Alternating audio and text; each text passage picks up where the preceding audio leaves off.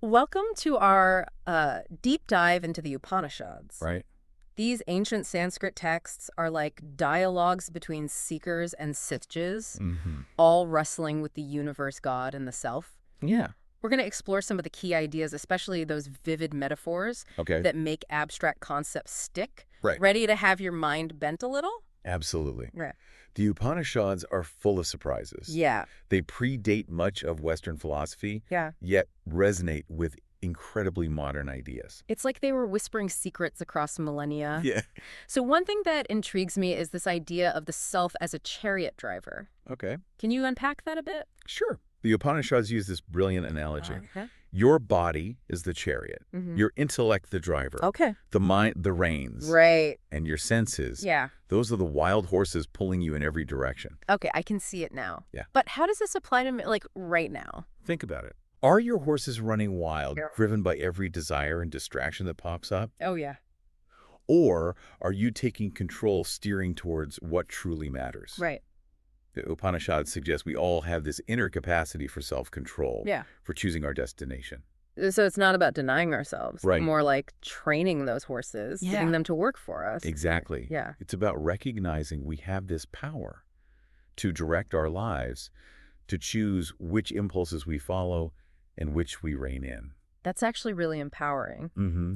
Now, another image that struck me was the two birds on a tree. Okay. One's enjoying the fruit, the other just observes. Right. What's that all about? That's a powerful metaphor for the dual nature within each of us. Okay. The bird, lost in the deliciousness of the fruit, represents our lower self, caught up in the world of senses and desires. Okay. That's relatable. While the other bird, the silent observer, Yeah. represents the higher self, Right. pure awareness, Oh, untouched by the ups and downs of life. it's almost like a reminder that there's a part of us that can witness all the chaos without getting swept away by it. Precisely. Yeah. And the Upanishads point us towards that space of awareness, Mm. suggesting it's the key to finding true peace and fulfillment. Now, these Upanishads don't shy away from the big existential questions either, do you? No, they don't. I'm talking about death, the afterlife, the whole shebang. Mm. What's their take on that? They delve deep into these mysteries. Okay. One of the most captivating stories is about a young seeker named Nachiketas Okay. who actually travels to the realm of Yama, Right. the Lord of Death himself, Oh. to get answers. Whoa. Talk about going straight to the source. Right. Yeah. And Yama, impressed by his sincerity, offers Nachiketas all sorts of boons, worldly pleasures, Mhm. fame, you name it. Wow. But Nachiketas, he's got his sights set on something much bigger. He's not going for the easy answers. No. I like him already. He wants the true knowledge, Yeah. the kind that transcends death. And Yama, recognizing his thirst for wisdom, reveals the secret of what survives death, the nature of true immortality. Okay, now I'm hooked. What's the secret? Spill the beans. Yama explains that it's the Atman, the true self, that endures beyond the physical body. Oh, okay. And he links this back to Brahman, the ultimate reality, saying that realizing the connection between the two is the key to liberation.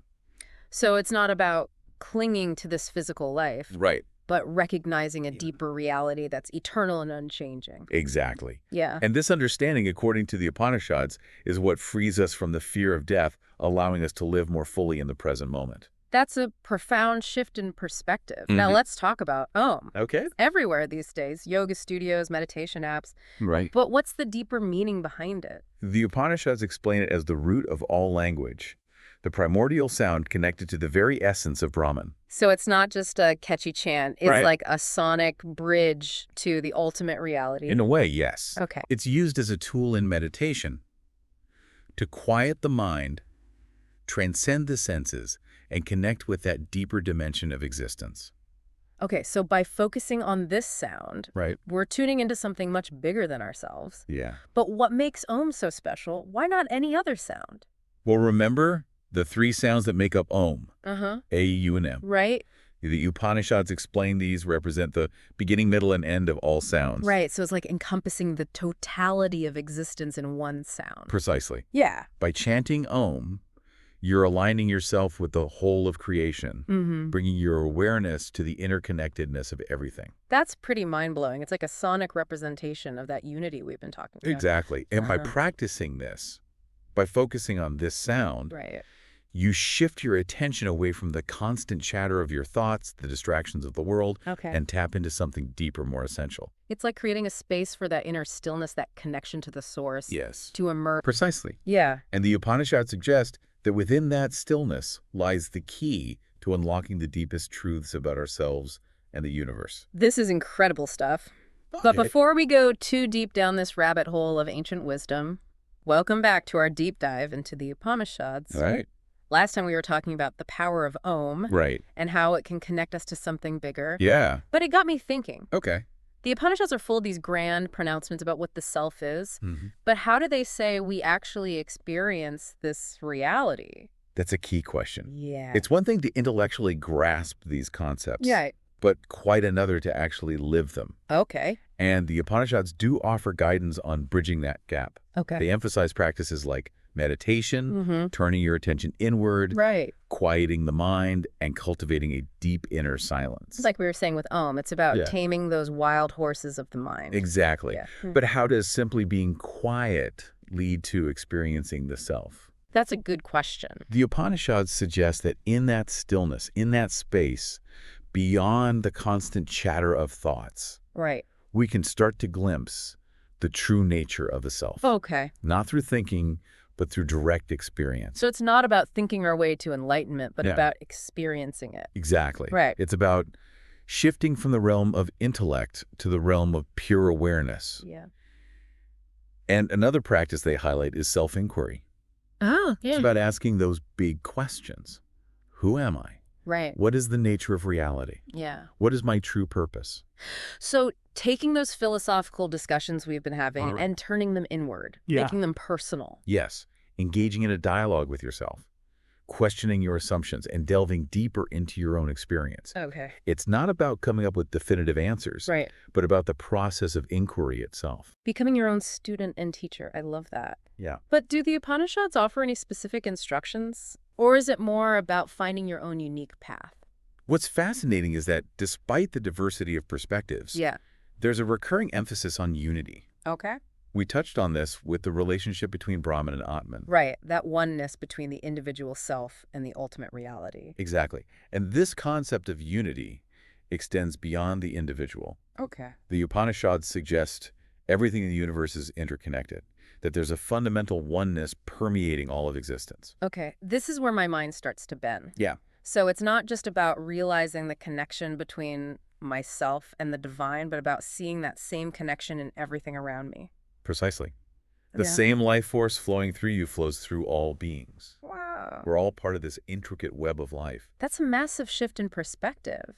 How does that impact how we live our lives? Well, Does it affect our ethics, our sense of right and wrong? it naturally leads to a sense of compassion and empathy. Okay. It breaks down the illusion of separation, reminding us that we're all part of the same whole, right? And while the Upanishads don't provide a rigid ethical code, they emphasize that right action flows from a deep understanding of the self and its connection to the divine. So once you realize that fundamental unity, compassion, and ethical behavior become a natural expression of that awareness, Right. it's not about following external rules, but about aligning your actions with this deeper understanding. Exactly. It's not about following a set of commandments, but about living in a way that honors the interconnectedness of all things. Like, I love that. But I'm still curious about what specific virtues the Upanishads promote. Okay. What qualities do they say are essential for a good and meaningful life? One virtue consistently emphasized is truthfulness. Okay. Not just telling the truth to others, Right. but also being honest with yourself about your motivations and intentions. Okay. It's about living in alignment with your highest understanding of what's true and real. And this links back to that idea of self-inquiry. Right. Constantly questioning your assumptions and seeking deeper understanding. Good. So truthfulness becomes a way of life, a constant process of refining your understanding and aligning your actions with that ever-evolving truth. Yes. And another key quality is self-control. Okay. We talked about it with the chariot analogy, Right. but it's a recurring theme. Okay. It's not just physical restraint, but cultivating discipline Yeah. in all areas of life. Okay. Thoughts, emotions, actions. It's about channeling your energy in a way that supports your spiritual growth rather than letting it be wasted on distractions and fleeting desires. Precisely. Yeah. True freedom comes not from indulging every impulse, but from cultivating self-mastery. Okay. And this ties in beautifully with another essential quality, compassion. Compassion is such a powerful force for good in the world. It is. How do the Upanishads connect it to this idea of self-mastery? Remember the illusion of separation. Yeah.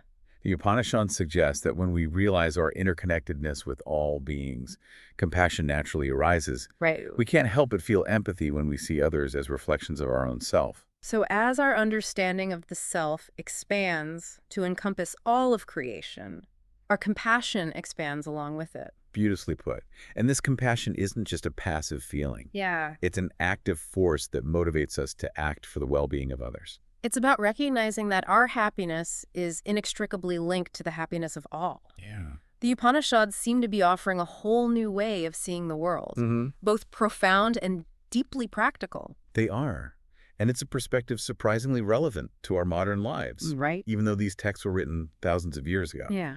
The Upanishads speak to those timeless questions about who we are, our place in the universe, and how to live a life of meaning and purpose. And they offer a path to answering those questions not through dogma or blind faith, but through self-inquiry meditation and cultivating virtues like truthfulness, self-control, and compassion. It's a journey of awakening to the truth of our own being and to the interconnectedness of all things. Wow, that's a lot to take in. But I feel like we're just starting to tap into the richness of the Upanishads. What else do these ancient texts have to offer?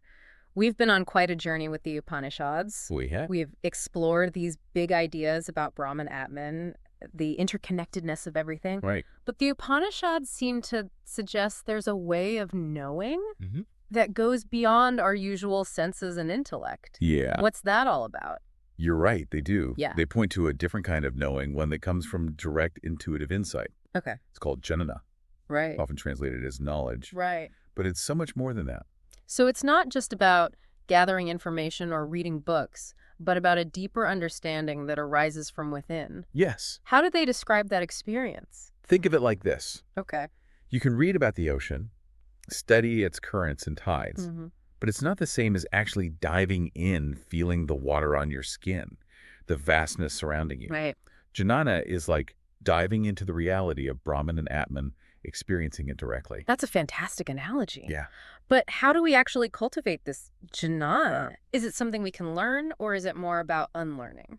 The Upanishads talk about it as a process of purification, Okay. of removing the veils that obscure our true nature. Right. They call out things like attachment, desire, and ego as obstacles to this direct experience. It makes sense. Those desires and attachments are like distractions constantly pulling our attention outwards, Right. away from that inner truth. Exactly. And the ego, with its sense of separateness, Right. creates a barrier between us and the experience of oneness. Okay. So recognizing these veils is the first step. So how do we dismantle them? That's the million-dollar question. Yeah. What do the Upanishads suggest? They offer a variety of practices, many of which we've already touched on. Right. Meditation, self-inquiry, cultivating virtues like truthfulness, self-control, and compassion. Okay. These practices work together to gradually purify our minds and hearts. It's like they're all pieces of the same puzzle, each one contributing to a clearer picture of that ultimate reality. Yes. And the Upanishads emphasize that it's a gradual process and unfolding. Okay. It takes patience, persistence, and a willingness to let go of old patterns and beliefs that no longer serve us. So it's not like suddenly becoming enlightened, but more like a continuous journey of growth and transformation. You got it. Yeah. And as we purify ourselves, Okay. we become more receptive to jnana, to that direct experience of truth. It's like we're creating space within ourselves for that reality to shine through. Exactly. Okay, one last question that's been on my mind. Right. The Upanishads talk a lot about liberation, about freedom from suffering. But what does that actually look like? Right. How do we know when we've achieved it? That's a question pondered by seekers for centuries. Yeah. The Upanishads don't give us a simple checklist. Okay. Liberation isn't about achieving a specific state or winning a prize. So it's not like reaching the top of a mountain, planting a flag. Not quite. Okay. It's more of an ongoing process, an unfolding of awareness that transforms how we experience life. So it's not about escaping the world, but changing our relationship to it. Exactly. Okay. It's about seeing the world through the lens of unity, recognizing that interconnectedness in every moment. It's about freedom from that illusion of separation, from the suffering that comes from clinging to a limited sense of self. Beautifully put. Yeah. And this freedom shows up in many ways. Okay.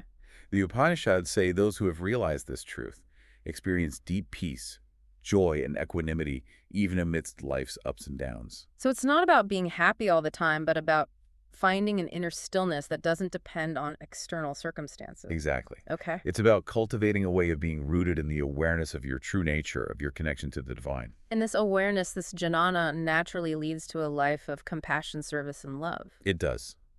True liberation isn't just about personal enlightenment. Right. It's about expressing that understanding in how we live, interact with others, and relate to the world around us. This has been an incredible deep dive into the Upanishads.